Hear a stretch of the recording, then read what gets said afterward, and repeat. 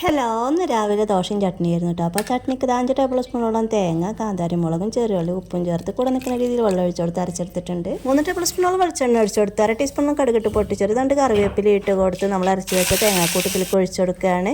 ഇനി ഒന്ന് ചെറുതായിട്ട് തിളച്ച് വന്നാൽ നമുക്ക് ടേസ്റ്റ് ആയിട്ടുള്ള ചട്നി റെഡി ആയിട്ടുണ്ട്. ഇനി നമ്മൾ ദോശയാണ് ഉണ്ടാക്കുന്നത് കേട്ടോ. അപ്പോൾ ഇത് ഉമ്മാൻ്റെ സ്പെഷ്യൽ ദോശയാണ് കേട്ടോ. നല്ല സോഫ്റ്റ് ആയിരിക്കും, അതുപോലെ തന്നെ നല്ല ടേസ്റ്റി ആയിരിക്കും കഴിക്കാനായിട്ട്. അപ്പോൾ അതാ ദോശയും ചുട്ടിട്ടുണ്ട്, ചട്നി റെഡി ആയിട്ടുണ്ട്. ഇനി നമുക്ക് കഴിച്ചാലോ.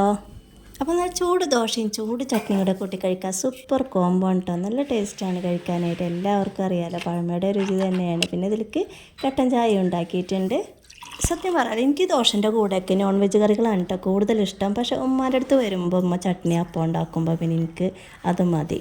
അത്രയും ടേസ്റ്റാണ് ഈ ചട്നിക്ക്. അപ്പോൾ തീർച്ചയായും എല്ലാവരും ഒന്ന് ട്രൈ ആക്കി നോക്കണം. അപ്പോൾ റോനോസും ഉണ്ട് കേട്ടോ കൂടെ കഴിക്കാൻ. അപ്പോഴേക്ക് ഇതാ തേങ്ങ ഇടാൻ ആൾ വന്നു, തേങ്ങ ഇട്ടു. പിന്നെ അതാ കുറച്ച് പട്ട വെട്ടിയിട്ടുണ്ട് കേട്ടോ, നമുക്ക് ചൂടുണ്ടാക്കാനായിട്ട്. എനിക്ക് പോകുമ്പോഴേക്ക് ചൂടുണ്ടാക്കി തരാമെന്നും പറഞ്ഞിട്ട്. അപ്പോൾ റോനോസാണ് പട്ടയൊക്കെ തൊടിയിൽ നിന്ന് വലിച്ചു കൊണ്ടുവരുന്നത് കേട്ടോ. അപ്പോഴേക്ക് ഇതാ റോഷ്മോന് പോകാനായി. അവനക്ക് ചോറും ചേനയും അതുപോലെ തന്നെ മുതിരയും ഉപ്പേരി ഉണ്ടാക്കിയിട്ടുണ്ട്. പിന്നെ മാന്തൾ മീനും മത്തിയും പൊരിച്ചിട്ടുണ്ടായിരുന്നു, അതും വെച്ച് കൊടുത്തിട്ടുണ്ട്. പിന്നെ ഇരുമ്പിൻ പുളി അച്ചാറാണ് അവൻ്റെ ഫേവറേറ്റ് കേട്ടോ, അതും എടുത്തിട്ടുണ്ട്.